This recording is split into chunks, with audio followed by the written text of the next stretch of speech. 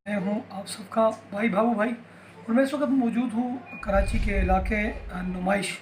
यहाँ पर मोहम्मदी blood bank welfare है, NGO है, और मैं वहाँ मौजूद हूँ।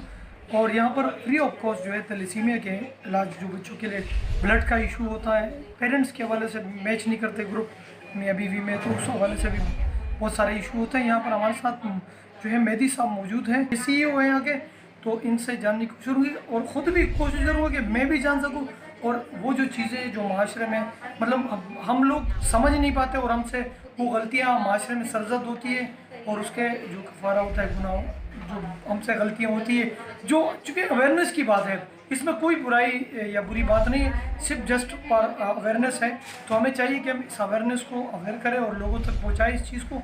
तो मेहदी रिजवी साहब से जानने की कोशिश करते हैं कि क्या वजूहत होते हैं कि ये मामला इस तरीके से होते हैं कि फिर थैलेसीमिया पेशेंट बन जाते हैं और ब्लड जो है ना वो ट्रांसफ्यूजन का अमल जो है वो होता है।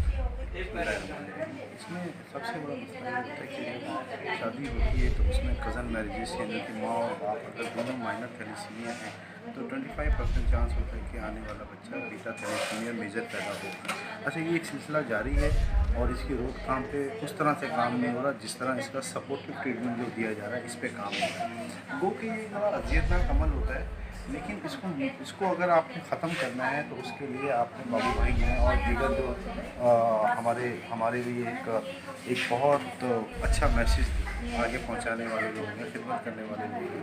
इनके ज़रिए से ये है कि आप शादी से कबल थैलेसीमिया स्क्रीनिंग, जिसे हम कहते हैं इलेक्ट्रोफोरेसिस, ये एक टेस्ट करवाने जिसकी फैसिलिटी मोहम्मदी ब्लड बैंक में फ्री ऑफ कॉस्ट मौजूद है। तो आप इस अजियतनाक अमल से बच जाएंगे और आगे ऐसी नस्ल तरतीब देंगे जो बीटा थैलेसीमिया मेजर से पाक हो। तो मेरी रिक्वेस्ट सबसे यही है कि आएँ, आके टेस्ट करवाएं शादी से कबल, जो कि फ्री ऑफ कॉस्ट है। बहुत शुक्रिया, थैंक यू। ये इन्होंने एक मैसेज दिया है, और ऐसे मैसेजेस ये ह्यूमैनिटी के लिए, इंसानियत के लिए। तो मैं दोस्तों से ये रिक्वेस्ट करता हूँ कि ऐसे काम ना सरजद हो, ऐसी चीज़ों को देखें और इसको अवेयर करें, इन चीज़ों को इतना शेयर करें जितने आप से प्यार करते हैं। तो हमें चाहिए कि हम इन चीज़ों को ओबलाइज करें।